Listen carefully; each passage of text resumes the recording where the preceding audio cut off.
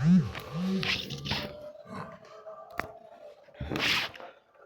आज हम लोगों को टाइप ऑफ कांस्टेंट के बारे में पढ़ना है, ठीक है। जैसा कि आप लोग पहले वाला लेक्चर देख चुके हैं, उसमें कांस्टेंट मोशन के बारे में पढ़ाया हूँ और आज टाइप्स के बारे में पढ़ाऊँगा। मैं इस चैनल पर डेली बेसिस पे एक लेक्चर अपलोड करता रहूँगा, जिससे आप लोग उसे अगर देखते रहेंगे तो आपका 5th सेमेस्टर का जो फिज़िक्स का पेपर है वो बहुत ईजी तरह से सॉल्व हो जाएगा, ठीक है। चलिए फिर हम स्टार्ट करते हैं बिना सा मैं there are 4 type of constant motion. पहला holonomic constant, non holonomic constant, scleronomic constant and rheonomic constant. जो होलोनोमिक कांस्टेंट होता है वो मैथमेटिकल इक्वेशन के बेस पे एक्सप्रेस होता है, और नॉन होलोनोमिक कांस्टेंट जो होता है वो इक्वेशन में एक्सप्रेस नहीं होता, ठीक है। स्केलरोनोमिक कांस्टेंट जो होता है ना, वो टाइम इंडिपेंडेंट होता है, और रियोनोमिक जो होता है वो टाइम डिपेंडेंट होता है, ठीक है। टाइम इंडिपेंडेंट का मतलब जो होता है टी इक्वल टू कॉन्स्टेंट होता है, ठीक है। और डिपेंडेंट मतलब टाइम किसी न किसी पे वायरी करेगा, ठीक है। आइए अब एक एक हम लोग पढ़ते जाते हैं। जैसे holonomic constant, if the constant imposed on the motion of a system can be expressed in mathematical equation, if r1 r2 r3 dash dash rn t is equal to 0, where r1 r2 r3 dash dash dash rn are position vector and t is equal to time, then constant is known as holonomic constant। मैं starting में बताया था कि जो holonomic constant होता है वो क्या होता है, मैथमेटिकल इक्वेशन में एक्सप्रेस होता है। जैसे दिया है F r1 r2 r3 rn and t is equal to 0।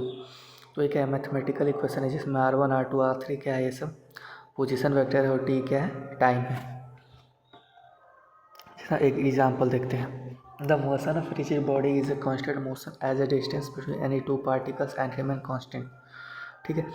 जो मोशन ऑफ रिजिड बॉडी होता है वो कांस्टेंट मोशन में होता है। देखो कोई भी, ये तो जाहिर सी बात है कि कोई भी दो ऑब्जेक्ट के बीच की जो दूरी होती है वो कोई ना कोई वैल्यू ही होती है, मतलब वो कांस्टेंट होती है, ठीक है। इसमें हम ट्रायंगुलर लॉ लगाते हैं, ग्राफ है उसमें triangular law of vector addition का अप्लाई करेंगे, जिसमें R I R J and C I J ये सब पोजीशन वेक्टर है। आई जे आप लोग बहुत अच्छे तरह से जानते होंगे, सब पोजीशन वेक्टर है, ठीक है। अब देखो सबसे पहले पोजीशन वेक्टर को एक्सेप्ट करेंगे, R I minus R J equal to C I J. फिर उनके पोजीशन को अलग कर देंगे, जैसे जे को पहले और आर आई को बाद में, R J minus R I is equal to C J I, ठीक है।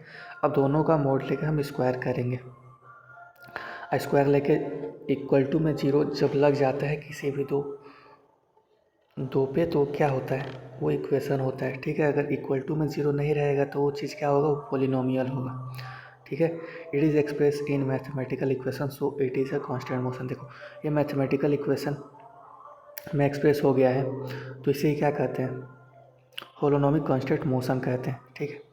अब देखो non holonomic constant motion, the constant which is not expressible in form of equations और called non holonomic constant.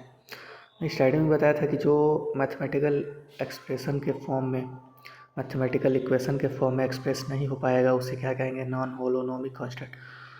The motion example में देखो क्या होता है इसमें, the motion of a particle place on the surface of sphere radius of A will be describe by mod R is greater equal to A और R minus A is greater equal to A.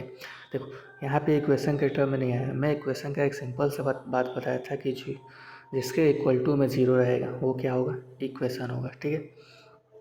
और यहाँ पे क्या है, inequality दिया है, greater equal to less than ये सब दिया है, ठीक है। तो ये क्या है, ये तुम्हारा नॉन होलोनोमिक कांस्टेंट है, ठीक है। अब लास्ट जो बचा है दो, एक है स्केलरोनोमिक एंड रियोनोमिक कांस्टेंट, ठीक है। दो बचा है। देखो स्केलरोनोमिक क्या होता है, this classification is based on time. मैं स्टार्टिंग में बताया था कि एक टाइम इंडिपेंडेंट होता है और टाइम डिपेंडेंट होता है। तो ये इसका जो क्लासिफिकेशन किया गया है ये टाइम के बेस पे किया गया है। The constant are said to be scleronomic constant if the constant relation do not explicitly depend on time. ठीक है, but if the constant relation explicitly depend on time then constant is said to be. देखो scleronomic जो होता है ना वो time पे depend नहीं करता, do not explicitly depend on time. ठीक है, तो टाइम इंडिपेंडेंट हो गया ये। और एक जो रहता है रियोनॉमिक वो explicitly depend on time then constant are said to be rheonomic. देखो स्केलरोनॉमिक कांस्टेंट जो होता है ना वो टाइम पे डिपेंड नहीं करता, मतलब टाइम इंडिपेंडेंट होता है। और रियोनॉमिक कांस्टेंट जो होता है वो टाइम डिपेंडेंट होता है, मतलब टाइम पे डिपेंड करता है। ठीक है, आज के लिए इतना ही। आप लोग इसे देखते रहिए और आपको और भी किसी टॉपिक की सबसे पहले ज़रूरत होगी तो आप लोग कमेंट में पिन कर दीजिएगा, मैं उस टॉपिक को सबसे पहले करवा दूँगा। Thank you.